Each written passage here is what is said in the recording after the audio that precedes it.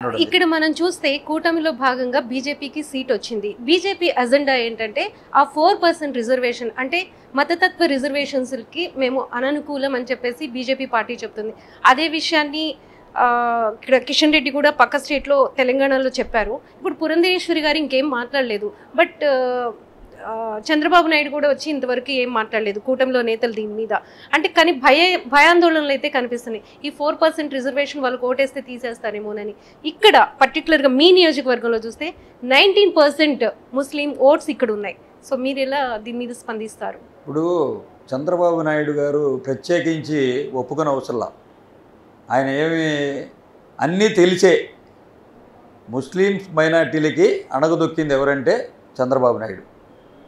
నారా హమారా అని గుంటూరు మహాసభలో ముస్లిం మైనార్టీ పిల్లలు వెళ్ళి వాళ్ళ ఏదైతే సమస్యలు ఉన్నాయో ఆ సమస్యల్ని పట్టించుకోండి అని చెప్పి అడిగినందుకే చంద్రబాబు నాయుడు గారు వాళ్ళ మీద దేశద్రోహులుగా చిత్రీకరించి వాళ్ళకి జైలు పంపడం జరిగింది. మరి ఏ ఒక్క మైనార్టీ మంత్రి లేకుండా, మైనార్టీ సంక్షేమానికే మైనార్టీ మంత్రి లేకుండా చేసిన ఘనత చంద్రబాబు నాయుడుది.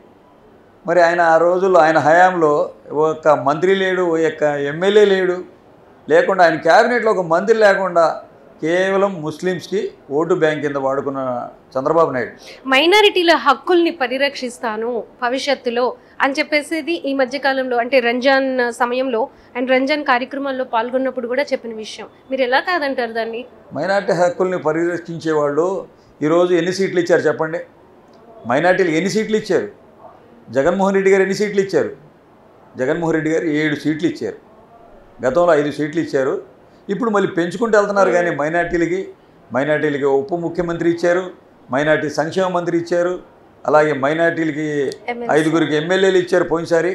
అలాగే మైనార్టీ ఫైనాన్స్ కార్పొరేషన్ ద్వారా నాకు చైర్మన్ ఇచ్చారు, ఉర్దూ అకాడమీ చైర్మన్, వక్ఫ్ బోర్డ్ చైర్మన్, అందరికీ చైర్మన్లుగా డైరెక్టర్లుగా ఒక ఉప ముఖ్యమంత్రి ఇవ్వడం అంటే మైనార్టీకి మాటలు కాదు కదా.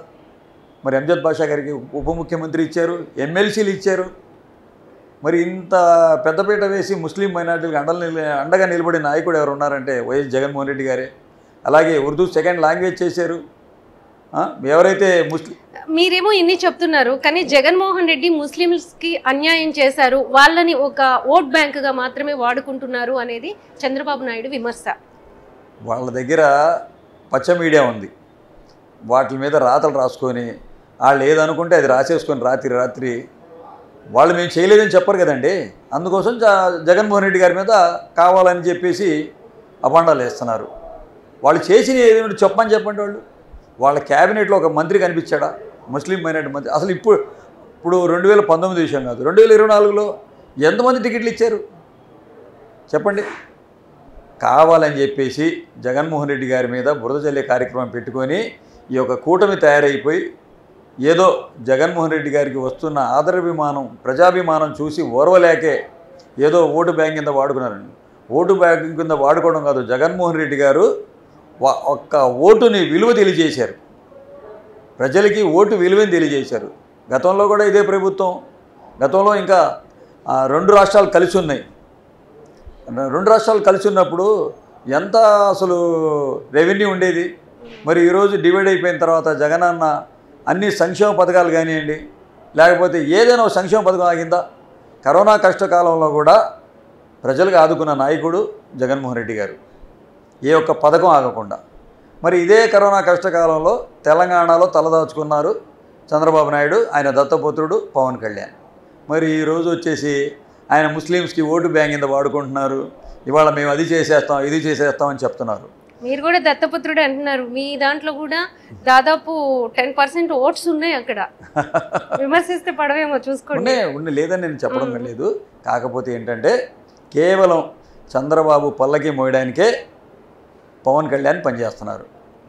ఏ రోజైనా ఏ విషయంలోనైనా ఆయన ప్రశ్నించాడా? నేను ప్రశ్నించడానికే వచ్చానని చెప్పిన పవన్ కళ్యాణ్ ఏ రోజైనా ప్రశ్నించారా? రాజధాని రైతులు భూముల కోసమైనా ప్రశ్నించారా? లేకపోతే ముస్లిం మైనార్టీలకి మీరు చేస్తున్న అన్యాయాల గురించి ప్రశ్నించారా? దేని మీద? రాజధాని గురించి ప్రశ్నించారా? పోలవరం గురించి మేము చెప్పడం కాదు, మోడీ గారే చెప్పారు స్వయంగా, పోలవరాన్ని చంద్రబాబు నాయుడు ఏటీఎం లాగా వాడుకుంటున్నాడని చెప్పేసి. ఏ రోజైనా ఏ సమస్యల మీద ప్రశ్నించారా? ప్రశ్నించకపోగా భారతదేశం మొత్తం ప్రపంచవ్యాప్తంగా కరోనా వచ్చి ప్రజలు అరిచేతిలో ప్రాణాలు పెట్టుకుని తిరుగుతున్న సమయంలో కూడా ఏ ఒక్క నాయకుడు వచ్చి ప్రజలకి భరోసానివ్వాల, ఒక ధైర్యాన్ని ఇవ్వాల. వాళ్ళ ప్రాణాల కోసం భయపడిన వాడు ప్రజల కోసం ఏం చేస్తారండి? తెలంగాణలో తలదాచుకున్నారు వాళ్ళు. మరి ఇక్కడ వైఎస్ఆర్ కాంగ్రెస్ పార్టీ కార్యకర్తల కాడ నుంచి పెద్ద మంత్రులు, నాయకులు, సీఎం గారు మొత్తం వ్యవస్థ పనిచేసింది. ప్రజలకి అన్ని విధాలుగా ఆదుకున్నారు. ముఖ్యంగా జగనన్న పెట్టిన మన వాలంటీర్స్ వాళ్ళ ప్రాణాలు సైతం లెక్క చేయకుండా ప్రజల్లో నిత్యం ఉంటూ వాళ్ళకి ఆక్సిజన్ కానివ్వండి, లేకపోతే బెడ్లు కానివ్వండి, హాస్పిటల్స్ కానివ్వండి, ఎన్ని వసతులు కల్పించారు. ప్రజలు ఇచ్చిన 5 సంవత్సరాల పాలనలో 2 సంవత్సరాలు కరోనాలో తీసేస్తే 3 సంవత్సరాల్లో జగనన్న ప్రజల ఆదరాభిమానాలు పొందారు. ప్రజల గుండెలో చిరస్థాయిగా నిలిచిపోయారు. ఆయన సంక్షేమ పథకాలు, ఆయన అభివృద్ధి మీ అందరికీ తెలిసిన విషయమే. కావాలని చెప్పేసి చంద్రబాబు నాయుడు, అండుకో వీళ్ళందరూ కలిసి ఈ యొక్క డ్రామాలు ఆడుతున్నారు. కానీ ప్రజలు చెప్పమని చెప్పండి, ఏం చేశారో ఏం చేయలేదో. వీళ్ళు చెప్పడం ఏంటి? వీళ్ళు ఎంతసేపటికి ఏం చెప్తారు? కావాలనే ఏదో చెప్తుంటారు.